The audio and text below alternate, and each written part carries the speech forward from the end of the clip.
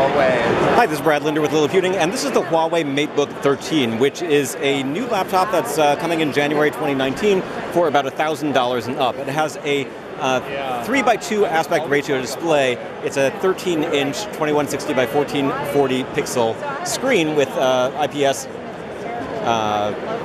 for wide viewing angles, touch screen, nice large touchpad underneath, and sort of the backlit keyboard here. It's similar in sort of the look and feel to the MateBook X Pro, which is a 13.9-inch with a similar aspect ratio, but this model is a little bit smaller, and the bezels are a little bit thicker, and that allows there to be a webcam above the screen instead of below it, like you have on the other models. So there's the webcam versus the webcam on the MateBook X Pro.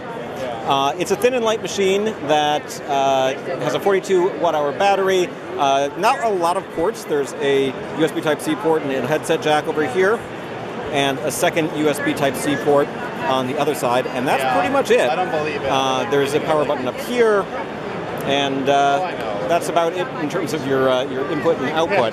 It, of course, does support Wi-Fi and Bluetooth. It charges via USB Type-C, and it's available with Intel Whiskey Lake processor options. So the entry-level model at $1,000 is going to have a Core i5-8265U processor, 8 gigs of RAM, 256 gigs of storage.